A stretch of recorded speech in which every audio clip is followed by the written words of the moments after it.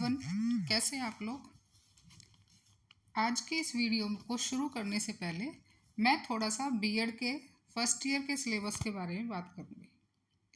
BEd first year का जो syllabus है, जैसा कि आपको पता ही होगा, इसको 3 पार्ट्स में बांटा गया है, या ये कहना चाहिए फर्स्ट ईयर और second year BEd syllabus, total syllabus को 3 पार्ट्स में बांटा गया है, group A, group B and group सी।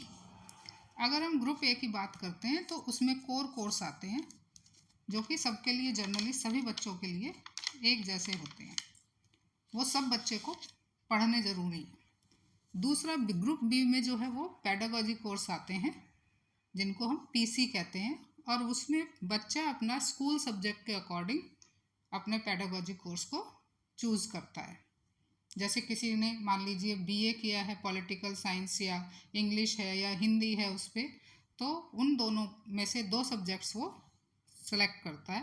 या साइंस साइड का है तो फिजिकल साइंस, बायोलॉजिकल साइंस या फिजिकल साइंस, मैथमेटिक्स, इस तरह से अपने पेडागॉजी सब्जेक्ट्स को चूज़ करता है। ग्रुप सी की अगर बात करें तो ग्रुप सी में experience for enhancing professional capacity, ये ग्रुप सी के अंदर ईपीसी जिन्हें हम कहते हैं, इसके ऊपर कुछ फाइल्स बनती हैं इंटरनल, ताकि जो टीचर है, क्योंकि टीचर ही एक ऐसा माध्यम है जो समाज को में आगे संदेश पहुंचाता है या अच्छे सिटीजन्स को डेवलप करता है, तो उस टीचर को भी उतना प्रोफिशिएंट होना चाहिए।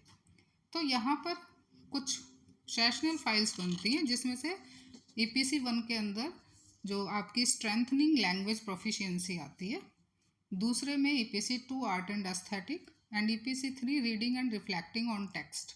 तो ये 3 फाइलें बीएड फर्स्ट ईयर में बनवाई जाती हैं। स्ट्रेंथनिंग लैंग्वेज प्रोफिशिएंसी की बात हम पिछली अपनी वीडियो में कर चुके हैं। इस वीडियो में मैं reading and reflecting on text के बारे में बात करूँगी।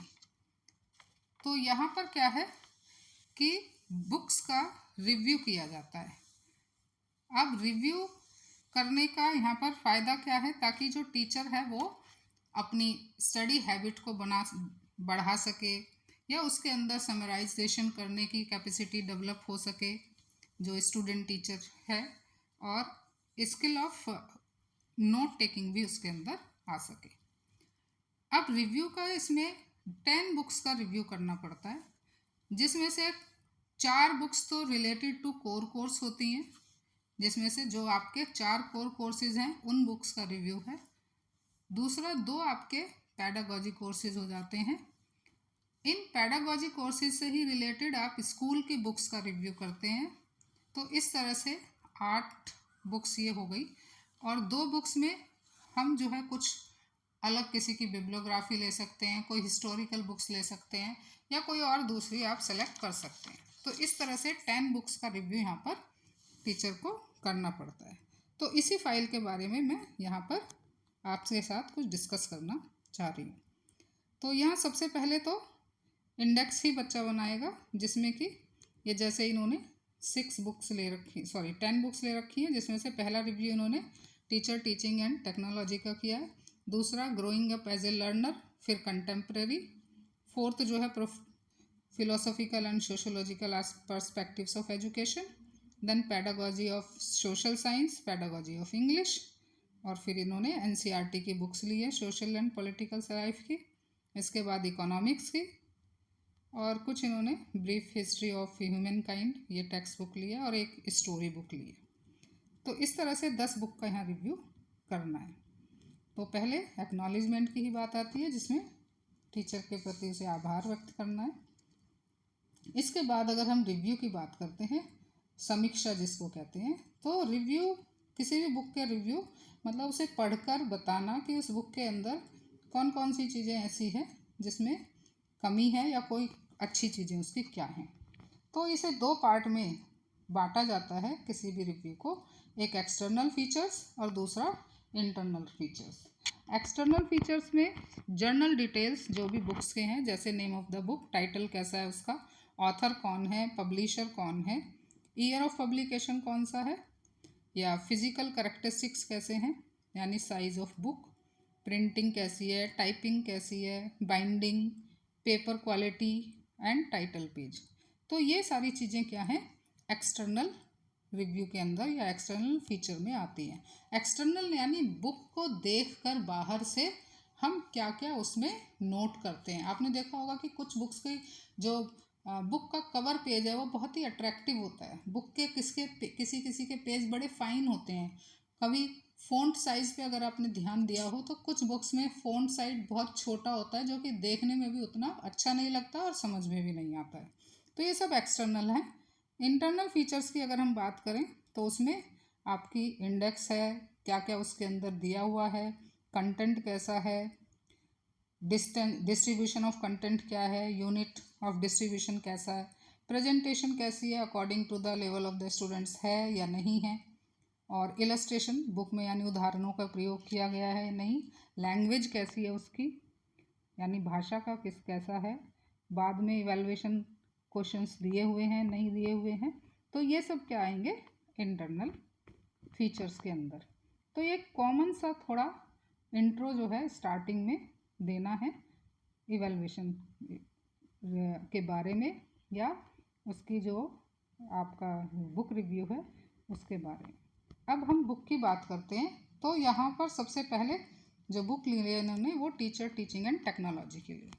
तो जब भी आप रिव्यू करेंगे तो उसमें क्या है, नेम ऑफ द रिव्यूअर देना है आपको और कौन सी डेट में रिव्यू किया है ये आपको देना है, और लेफ्ट हैंड साइड पे उस बुक का कवर पेज का आपको फ़ोटो खींच के लगाना है। यहाँ पर एक्सटर्नल फीचर्स की बात करते हैं और फिर इंटरनल। कई बार ये देखा गया है कि बच्चा यहाँ पर जब एक्सटर्नल पैरामीटर्स को लेता है तो उसमें नेम ऑफ बुक तो वो ठीक लिख देता है, लेकिन बुक के ऑथर को वो कई बार गलत लिख देता है। यानी जिस बुक का फ़ोटो लगा रखा है, पिक्चर जिसने जो पेस्ट कर रखी है, वही ऑथर जो है उसे इधर की तरफ लिखना है। बच्चा ऑथर कुछ और लिख देता है और बुक का पेज जो है कवर पेज वो किसी और बुक का लगा देता है, मतलब सेम सब्जेक्ट बट ऑथर उसमें अलग होता है। तो ऐसी मिस्टेक आप ना करें, ध्यान से उसको आपको देखना है। इंटरनल पैरामीटर्स के बारे में फिर लिखना है। इंटरनल पैरामीटर में जैसे समरी ऑफ बुक आएगी, तो समरी ऑफ बुक में मतलब यूनिट वाइज उसने क्या क्या कवर किया है राइटर ने, ये इसमें समरी में लिखना है कि कौन से उसमें यूनिट में क्या क्या कवर किया गया है। इसके बाद यहाँ पर कंक्लूज़न देना है, फिर उसकी अंदर से जो भी उसका लैंग्वेज कैसी यूज़ की गई है ये सारी चीज़ें इसमें देनी है। पिक्चर्स का यूज़ किया गया है या नहीं किया गया है, एग्जाम्पल्स प्रॉपरली हैं या नहीं है, और लास्ट में उस बुक को हम वहाँ पर रेटिंग देंगे 5 स्टार्स में से। ऐसे ही सेकंड बुक इन्होंने growing up as a learner लिया, तो ये सीसी जो आपके कोर कोर्सेज हैं उन्हीं बुक्स का रिव्यू चल रहा है। ये सेम प्रोसेस इसमें भी है। देन नेक्स्ट इसके बाद है contemporary India and education.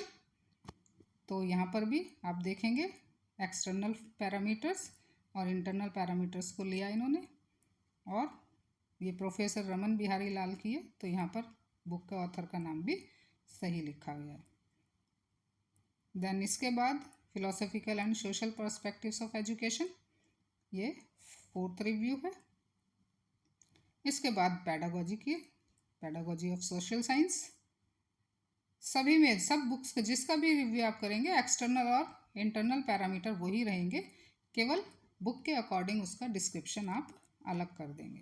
Then ये आ गया आपका पैडागोजी ऑफ इंग्लिश। इसके बाद ये social and political science, social science. तो ये 2 पैडागोजी का इन्होंने लिया अपना, और इसके अलावा इसके बाद इन्होंने अपने पैडागोजी से रिलेटेड ही स्कूल की बुक का रिव्यू किया है।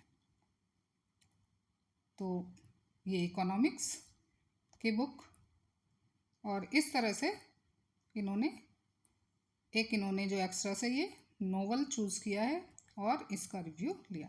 सभी बुक्स के रिव्यू में वही आपको पॉइंट्स लेने हैं, उनके बेस पर ही रिव्यू करना है और लास्ट में उसे रेटिंग देनी है। एंड ऑटोबायोग्राफी उन्होंने लिए। तो ये रिव्यू से एक टीचर जो है इसमें क्या डेवलप करता है, स्टडी हैबिट उसकी डेवलप होती है, और राइटिंग नोट वाली हैबिट भी उसकी उसमें डेवलप होती है और इसके लिए समराइजेशन उसके साथ उसका बढ़ता है।